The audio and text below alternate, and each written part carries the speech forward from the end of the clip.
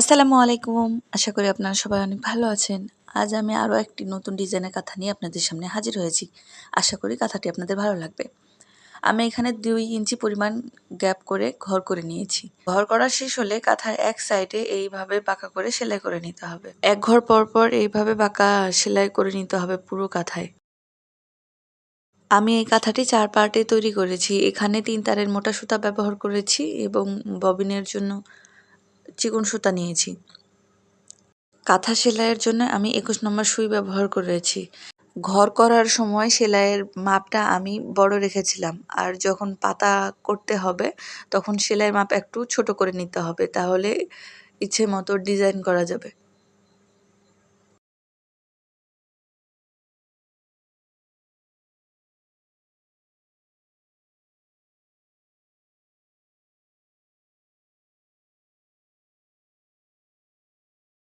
কাঁথার এক সাইডের বাঁকা সেলাই শেষ হলে অন্য সাইডেও সেলাই করে নিতে হবে।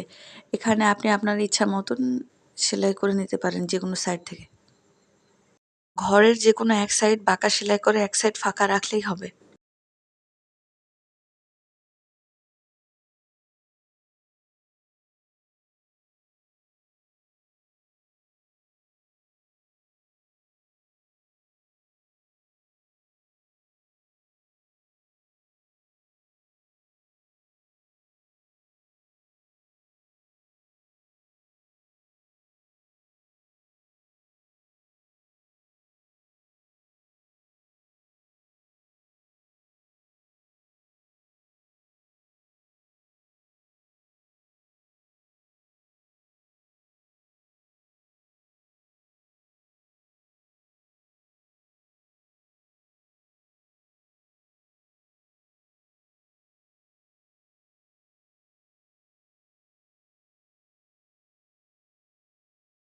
ঘরের এক সাইড সেলাই শেষ হওয়ার পরে এবার ফুল করে নিতে হবে।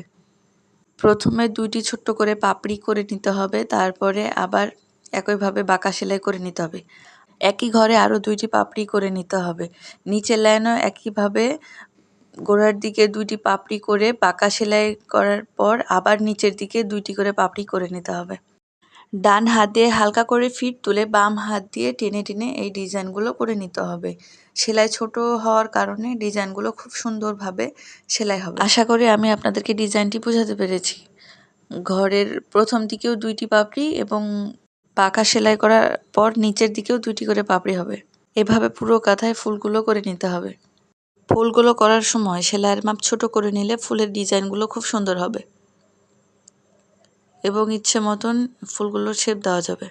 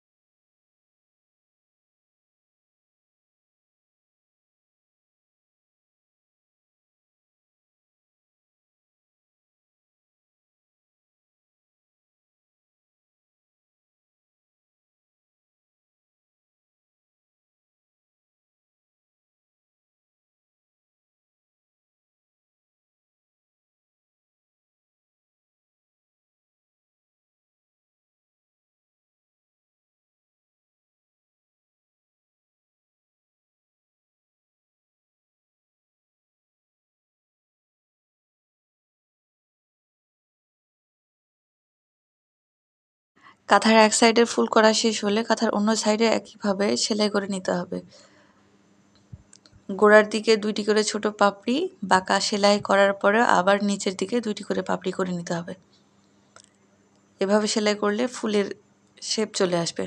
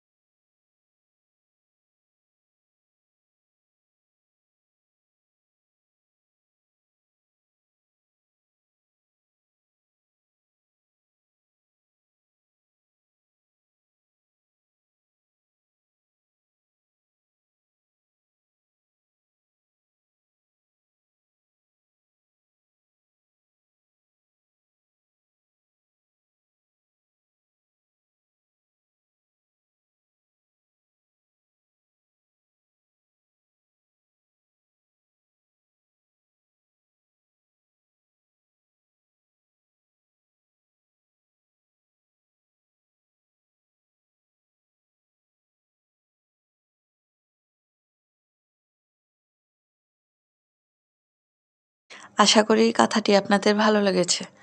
নতুন নতুন ডিজাইনের কাঁথার ভিডিও পেতে আমার চ্যানেলটি সাবস্ক্রাইব করুন এবং পাশে থাকা বেল আইকনটি ক্লিক করুন। ধন্যবাদ।